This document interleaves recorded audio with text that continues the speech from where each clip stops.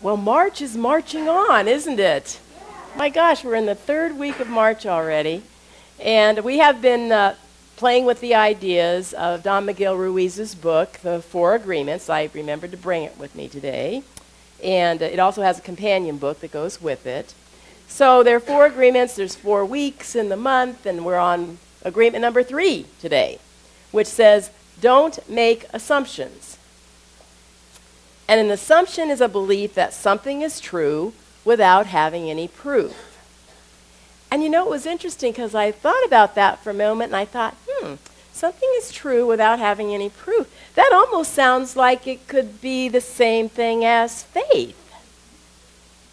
Isn't faith the same thing as something that is true without having any proof? And the more I thought about that, the more my brain went, it just doesn't seem right.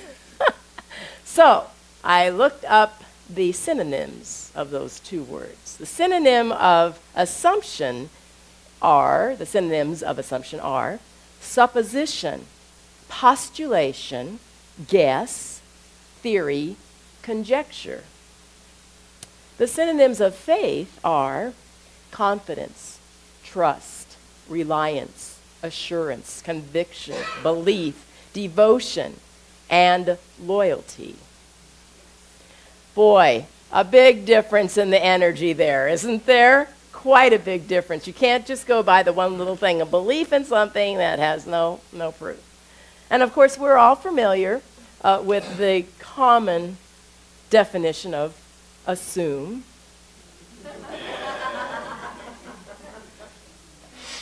You laugh, but now some maybe don't know it, so I'll have to tell you what it is.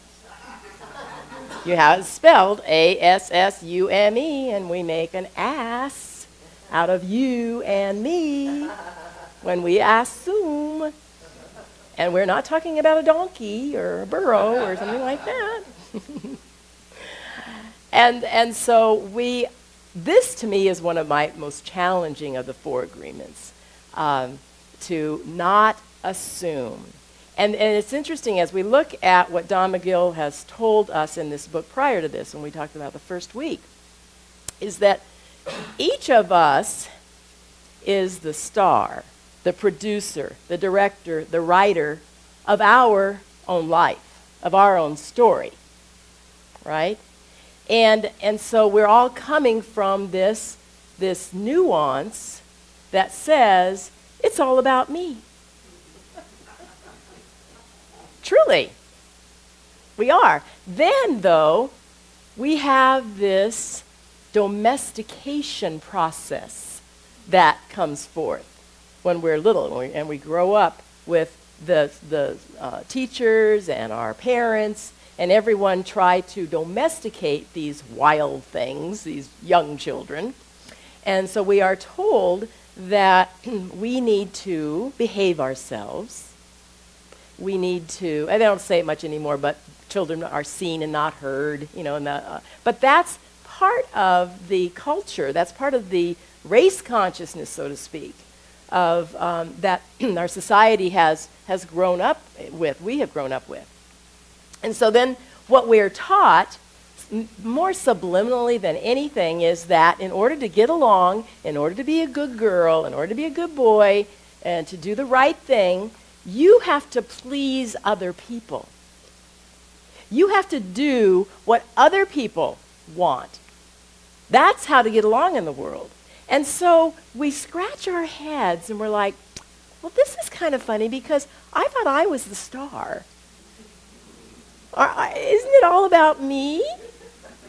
Well, then, what do I care about what other people think, about what other people want, what other people, and the issue, what's happening here, if you go dig deeper into all of that, which voice are you going to listen to? Are you going to listen to the voice that says, it's all about me, I'm it? Or are you going to listen to the voice, let me acquiesce to you, let me do whatever it is that you would like me to do? Do those two commingle? It's a challenge. And you know why it's a challenge and why, literally, both of those voices are something that you should question is because both of those voices are coming from the small ego, the small self. Both of those voices are. Now, our large self, our whole self, our spiritually mature self knows that I am love. And that I am not the only one that is love. That we are all love. That love is all there is. Love is all there is. I'll tell you, the Beatles really had a lot of things going on, didn't they? And so when that's coming from our higher self, our big S self, correct? And so what we're learning in this process of looking at the 4 agreements, remember the first one, we're doing a little review here, is to be impeccable with your word. And so you are to speak and say those things that are true. And those things that are true are that I am love, and that you are love, and that I am joy, and that you are peace. All those qualities that we know what we are, everyone is. So we speak and we say and we know, because when we speak those words, that's what we're manifesting, that's what we're bringing up into our lives. So we speak our truth. The second one, don't take anything personally. Don't take anything personally. Because everybody's the star of their own show. And if they're the star of their show, they really honestly aren't that much into what you're doing, to be perfectly honest. And yet we do. We take it personally. Somebody will do something, and, oh, what are they thinking? They're not, honey. But it's that, again, that little ego voice that is saying, I'm taking it personally. And so we need to look at that. We need to continue to know the difference of the voices, of what is the ego voice and what is the big self-spirit voice. And so today we're coming up with don't make assumptions. And the way that we don't make assumptions is that we ask questions. I am going to make a confession here. This isn't the first time that I've spoken on this topic.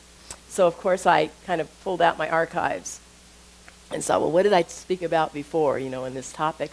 And it was interesting how this was in 2009 was the last time I spoke on this. And I pulled up what was in that talk was the fact that, as I said, it's very important to ask questions.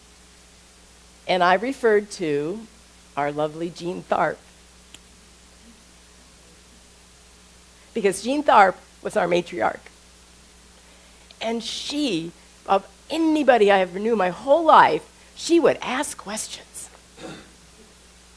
And she would verify.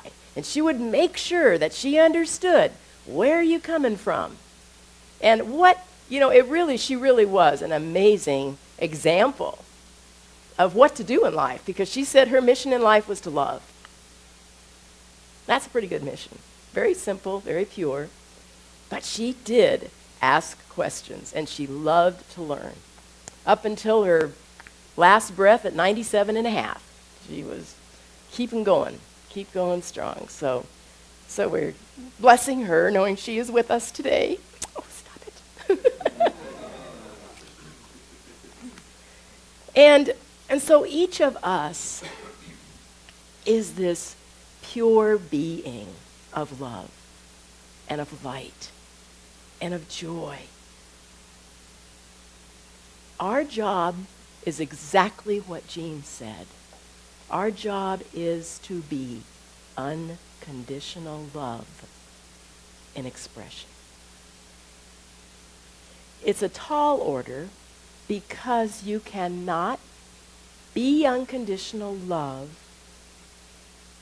if you don't first have that love for yourself. Unless I know that I am love, just as I am. I don't have to change, I don't have to be anything different, Just as I am love, and I am loving myself. That's why we are still working with Louise Hay's beautiful energy in this center. We've got our book club that's highlighting her book this month. And so we recognize that it's a tall order to fill to love ourselves because of all of this stuff, all of these conditions that we've grown up with, domesticating and make sure you please everybody else. And you know what? You can never please anybody else. No matter how hard you try, it's never going to happen. So get over it. So as I was thinking about this challenge of loving ourselves as we are, just as we are, I was reminded of the story of a water bearer in India, that he had 2 large pots that he carried on his shoulder. And one of them was cracked, and it was compromised. So one of the pots had a crack. I'm just going to read it because it's better than me kind of summarizing it. And while the other pot was perfect and always delivered a full portion of water at the end of the long walk from the stream to the master's house, the cracked pot arrived only half full. For 2 full years, this went on daily, with the bear delivering only 1.5 pots full of water to his master's house. Of course, the perfect pot was proud of his accomplishments. Perfect to the end for which he was made. But the poor cracked pot was ashamed of its own imperfection and miserable that it was able to accomplish only half of what it had been made for. After 2 years of what it perceived to be a bitter failure, it spoke to the water bearer one day by the stream. "I am ashamed of myself. I want to apologize to you." "Why?" asked the bearer. "What are you ashamed of?" "I have been able for these past 2 years to deliver only half of my load because of this crack in the side that causes the water to leak out all the way back to your master's house. Because of my flaws, you have to do all this work and you don't get full value for your efforts." Do you see where he's coming from? That's his perception.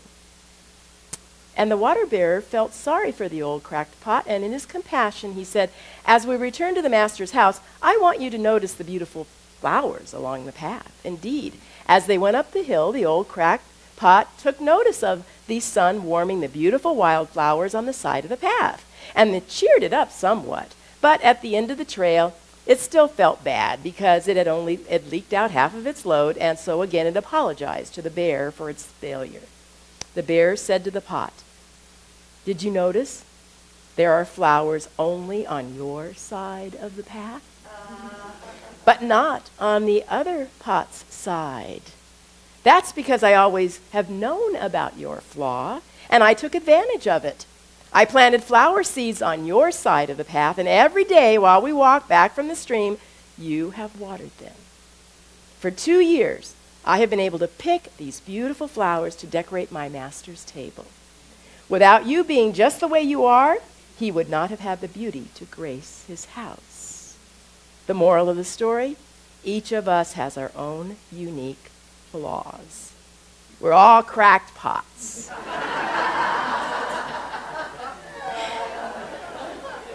In this world, nothing goes to waste.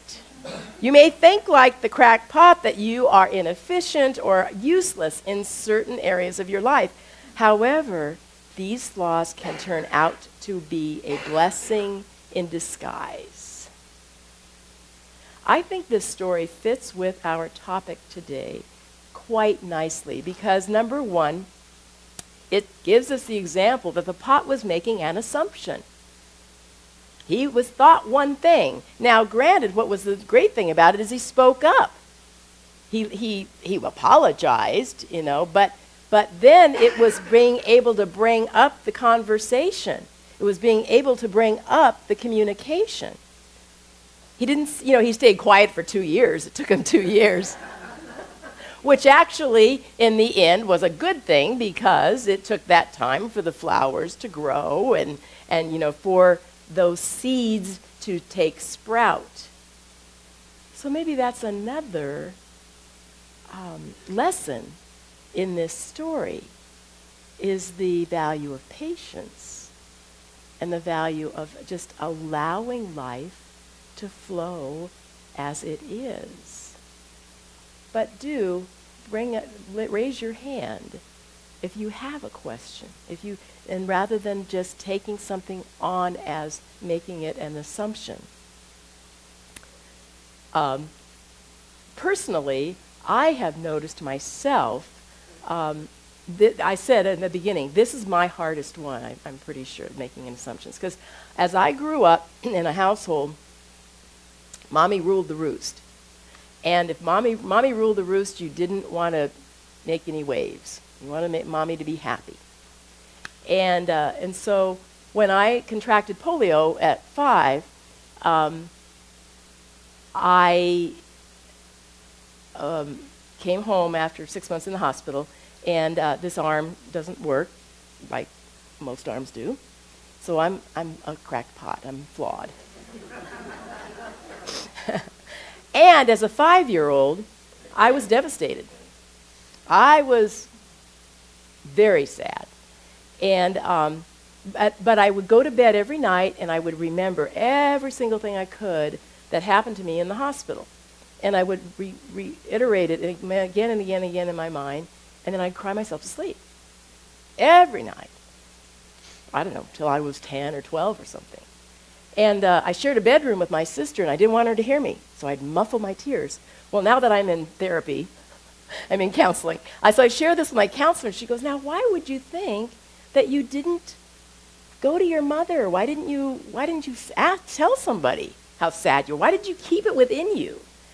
And I said, well, I didn't want to bother anybody, And plus, my mother wasn't that touchy-feely, huggy person anyway. So, but what I'm learning about myself is that that's why it's more of a challenge for me to not speak up as an adult when things are happening in my life, And so I'm learning to be spiritually mature.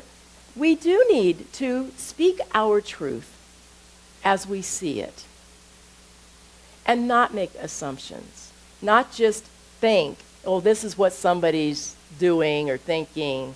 And I don't know how many of you are in the Alpine Women's Club, but I'll tell you what, we had somebody this last week who somehow, I don't know, made an assumption of some sort and was letting everybody know that a gal, not ours, but another gal named Mary Kay had passed away.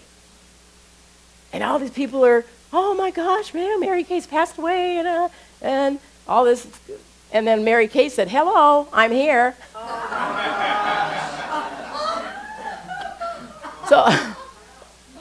So remember, we aren't spreading rumors. We aren't spreading gossip. If you don't know that it's the truth, you don't speak it. What are the other 2 rules? If it's true, if it's kind, and if it's necessary. Those are the 3 rules that we say in order to know if it's something that I need to speak or not, I need to share or not.